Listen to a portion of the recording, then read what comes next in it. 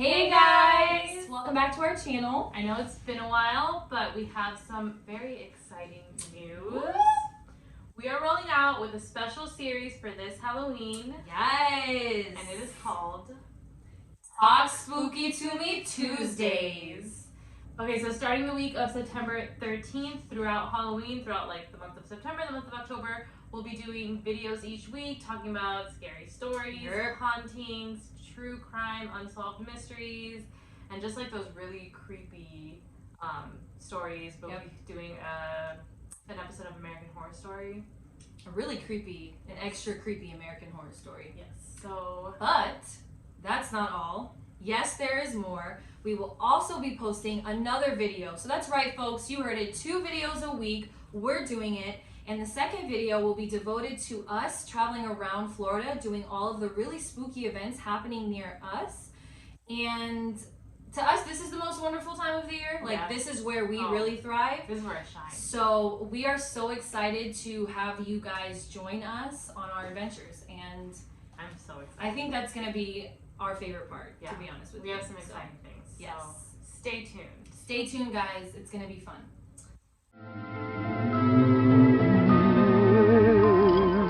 So today's video is going to be about Lars Mittank. I'm sure some of you have heard about him, but the disappearance of Lars Mittank.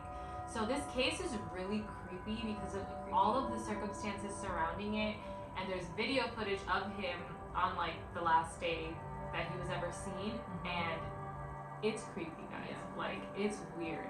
It's one of those cases that keep you up at night. Yeah, it's kind of like an Elisa Lamb kind of case. Like, just very, very creepy. So yeah, that's what our video is going to be about today. So let's get into it. Let's get right on in. So Lars was 28 years old when he went missing. He was a worker at Wilhelmshaven Power Station in a small coastal town in Lower Saxony in northwest Germany. In June of 2014, Lars and his friends decided to go on kind of a guys trip together. They decided to go to the Golden Sands Resort in Bulgaria, which is a very popular site. Yes, yeah, it's a very popular vacation spot for young people from Germany. They stayed at the HVD Viva Hotel, which is a very attractive resort on a wooded hillside, which sweeps down to a sandy beach. So it's just like a very beachy, party kind of area. They arrived on June 30th, 2014, and like many people do, they went partying and drinking. They pretty much did this every night, and the first part of the vacation was going smoothly. Like, they were having a lot of fun. It was a guy's trip. Everybody was acting normal. Yeah. So it wasn't until the night of July 6th that things really started to go weird. And Lars and his friends went to a local bar to watch the Costa Rica versus Netherlands World Cup soccer game. And Lars ended up getting into a fight with 4 men over the game. And I just want to preface, there's not too much information on what the fight was about or like kind of how the fight happened or started. It's just known that there was a fight. Yeah. And his friends witnessed it. And the fight was so bad that they ended up taking Lars to the hospital, where the doctor said that he had ruptured his eardrum, and they told him that he shouldn't fly, and like we said, he was supposed to leave the next day. And they prescribed to him cefuroxime 500, which is actually an antibiotic. And just mentioning this, you're not supposed to drink alcohol while on this antibiotic. So for whatever reason, he's injured and they ended up going back out. And there are conflicting stories online as to what really happened that night. I don't know. I feel like nobody really knows, but some sources mention that Lars got into another fight with tourists, but that situation like didn't really escalate. It kind of calmed down pretty quickly. But later that night, Lars and a few friends went to McDonald's, but Lars decided to wait outside while they were like eating, which was really odd. And when his friends went to go get him, he was gone. And he came back the next morning and claimed to get into another fight. Like, he came back to his hotel the next morning. I guess he didn't stay there that night, which is weird. Like, where was he? But he told his friends he got into another fight with the same guys that he had like got into a fight over the soccer stuff. I don't understand why his friends didn't like look for him. Right? I feel like it's a guy thing though. I don't know. Like, not that it's a guy thing, but like, girls are more aware. Like, if my friend is missing, I'm gonna be like, we don't, like, if we're out, we never go anywhere Yeah. without each other. We're like, oh, you're going to the bathroom? Okay, I'm gonna go with you. Because Yeah. it's scary sometimes. You have to be aware of your surroundings. But I think that's a good point. Like, yeah, with guys, they're just like, oh, he'll show up or something. I don't know. He just went for, like, I don't know. I wouldn't leave you outside of a McDonald's eating Yeah. by yourself. Yeah. Like, it's just, It's a very little weird, different. but Yeah. yeah, that's true. But yeah, he said he got into a fight with the same guys, and then he said they hired a guy to beat him up, but none of his friends really believed this story. I'm not sure why, but that's kind of what the sources online say, that his friends didn't really believe that somebody like had hired someone to beat him up, and then he got into a fight. So very weird. That's really weird. Yeah. So the next day, July 7th, when they were supposed to leave, because of his ruptured eardrum, Lars couldn't go on the flight with his friends. And I mean, to me, that makes sense. Like, yeah. your ears will pop on the plane, so I'm sure that could be Painful. extremely painful. Yeah. And his friends offered to stay with Lars, and they even pushed him to get on the flight with them, but Lars insisted that they go on without him. And he didn't want to go to make his ear worse, which, again, I think that makes sense. Yeah. I mean, I don't know if I would want to stay alone though. Like, no, I wouldn't. I tell one of my friends, like, please, hey, I'll can you pay you hang to back stay with me? back. But again, that's a very guy thing. It's true. Yeah. To do. Yeah. But after they left, he actually checked himself into a cheaper hotel called Color, which, according to some sources online, is not in the greatest of areas. Yeah. And I mean, he was just like with his friends on a week vacation or whatever. Yeah. So like, he already spent a lot of money, Yeah. I'm sure, especially if they're staying in a nice hotel. Exactly. And if he's by himself, he's not splitting it with anybody, so it makes sense that he's going to be going Going to to a a cheaper cheaper place. place, yeah. So Lars started to act very strangely. He called his mom Sandra and sounded super paranoid and scared. He was telling her he feels unsafe and told her to cancel all his credit cards, which I don't know, I don't understand why he told her to do that, and they don't really explain it anywhere, but that's just weird in itself. But even the hotel staff mentioned that Lars was acting weird. They said that he seemed extremely nervous when he was checking in. And then a little later, he called his mother again while leaving the hotel room, and he said that 4 men were following him and wanted the pills that he had, like the antibiotics, which they're regular antibiotics. Like, Yeah, it's not like it's like an oxy Yeah. or some kind of drug That where it, someone like, would want. yeah, that's so weird. Yeah, so he was paranoid about that, like them wanting to take his pills. And then he hung up and texted her, "What is Cephalin 500?" which were the pills he had. So he like texted her, Which like, what are you think if the doctor prescribed to him this, he would explain what Yeah. it is. It's so just- that's so weird. It's just bizarre because I'm just like, what was going through his head? Like, did he think that these pills were like something more than they were? Like That he was people were already paranoid after about. him? Yeah. Yeah, that's so weird. And I think I read while doing the research that he ended up leaving this hotel before he was supposed to go on his flight the next day at 1 a.m. And like he was by himself, so nobody knows what he did. But Yeah. hotel staff mentions that he left the hotel at 1 a.m. and then came back like a few hours later. And like his So, friends are gone. yeah, He's by himself here. it's just very doesn't know odd anyone. behavior. Yeah, it's just, I don't know. But it gets weirder. Lars's mother actually ended up buying him a ticket to leave the following morning, July 8th, and a cab picked him up at the hotel and took him to the airport. Lars texted his mom saying that he made it to the airport safe, and this is where the airport footage starts and comes in. Lars is seen wearing a yellow shirt and jean shorts. He's also seen having a red and black backpack, and he's also carrying a duffel bag. He is seen speaking to a woman, which it's assumed that he was asking her for directions. And then he goes into the airport's medical center, and then this is where things really start getting weird. So while he was in the doctor's office explaining his ear condition, a man in a construction worker uniform walked in, interrupting them. Lars began mumbling to himself in front of the doctor and said, "I don't want to die here. I have to get out of here." Lars then appeared to be like terrified, frightened, paranoid, so much so that he bolted out of the office. And you'll see this in the footage. So he just runs out, like books it, runs across the airport, left the airport, but he leaves his bags. He took absolutely nothing with him. Yeah. Like his passport, his bags, his clothes, nothing. Nothing. He just books it, he runs. So he's seen running outside, running across the airport. He runs into the road, and finally you see him jumping a barbed wire fence, which is insane. Yeah. And this is the last known footage of him and last time he was ever seen. So, and if you see, like, we're gonna insert the footage, like, it's so weird. This guy looks terrified of whatever, like, and who knows if, I don't know. It's just, I can't even, like, find an explanation for it. It's just very bizarre. So now getting into the conspiracies and theories surrounding what might have happened to Lars or why he was so freaked out. So no one had heard from Lars and no one had seen him for a while.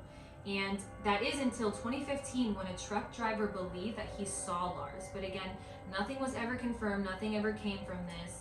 Many people believe that they've seen pictures of what looked like Lars in the streets, that he might be homeless, but again, nothing ever came of these sightings.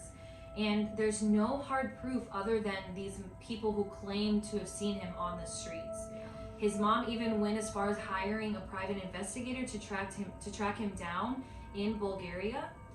And she continues to be really active on social media, trying to raise awareness to find him, which is like, it's just so sad. It like, really is. To go not knowing what happened to your child, like that must be the worst feeling. And just the circumstances surrounding it. And there's no like information onto why. So that I can't imagine. But she believes that Lars may have lost his memory and that he probably looks completely different than what the photos of him, obviously, when people were trying to get the word out, he looked, extremely young and clean cut. But since that day, if he's still out there, like he probably looks completely different. So just really sad. Yeah, and then another year went by and still nothing until December of 2016. A man was seen walking on the highway barefoot and disoriented in Brazil. His clothes were dirty and torn. He had no ID on him. He had no idea who he even was. And we'll insert a photo of him here lying in the hospital. So for those who are listening, it's a Caucasian male. His face is really red. He has long, dirty blonde hair and a long beard. And in my opinion, it kind of looks like him. Like, it does. They look very similar. Yeah. So I could see why people would get confused. But this photo actually went viral on social media. However, it turned out this was not Lars, but a man named Anton Pilipek? Sorry if I said that wrong. Yes. But interestingly enough, Anton was actually a humanitarian worker from Canada who had been missing for 5 years. That's insane. So this was another person that was missing that they found. And he was originally from Canada, and he wound up in Brazil. And his, like, I don't know if they figured it out by now, but his brother, like, wrote something online, and he said that he has no idea how his brother got there. Like, got from Canada to Brazil, and he assumes that he, like, walked there, like, walked part of the way, and then, like, hitchhiked on trucks, hid. But it's just really weird. Very crazy. It's another crazy story. But, I mean, that proves that even when people go missing, it's still possible that they're out there surviving. So, good news for Anton and his family, but unfortunately, Lars, to this day, is still missing. Like, where is he? Where the heck is Lars? That's the main question here. There are a few different theories of what happened or where he might be. One of them being he planned to disappear this whole time after this trip from the very beginning, that he made himself seem crazy and irrational in order to start a new life somewhere. They believe he purposely started a fight at that bar to be injured, so he had a reason for not going on that plane to go back home. And they back up this theory with the fact that Lars left all of his belongings on the airport, his passport, his ID. That way he could create a total new identity. That maybe that's the reason why he called his mom and was like, cancel all my credit cards. Like, he really wanted a clean slate. But to me, I would be like, you don't want some clothes? Yeah. I don't know. Like, that's the part that I'm like, also, there's not really like much of a backstory to that. Like, why he would want to start new. It's not like there's nothing on like he was depressed or he had these thoughts. Like, it was just out of the blue, really. So it's just really weird. Another theory is the medication he was on from his injury caused some bizarre reaction, but this theory is often disputed based on the fact that this is a very popular antibiotic, and this behavior isn't really common with it. Like, this is something that doctors prescribe you know, like very A lot. Yeah, so it's not something that has these side effects. But the most common side effects are diarrhea, dizziness, headaches, nausea, and vomiting. So not really anything psychologically. Also, Lars was only on his medication less than 24 hours, so it seems like that would have happened a little too quick for him to react in that way. Those effects would have happened way too quick. But like honestly, who knows? Like that might be it, but it's not common. Right. Like it's not a very it's a highly disputed theory. Then there's the theory that Lars suffered from a severe brain injury from the fight he was in, and it's possible that the doctors might have missed this while examining him. It's often like people can have concussions and seem fine, but then there's really something going on internally, so I think it's possible. If he did suffer from a traumatic brain injury, it's more than likely he would have had a psychotic break, because that can really mess with you.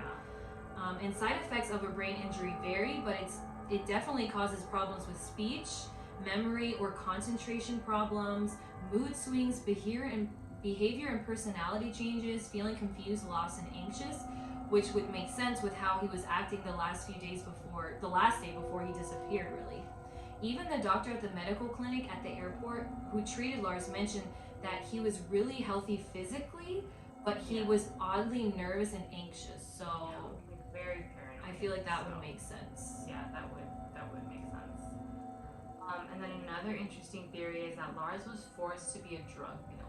So apparently it's not uncommon for local drug dealers to capture tourists and then force them to transfer drugs through an airport.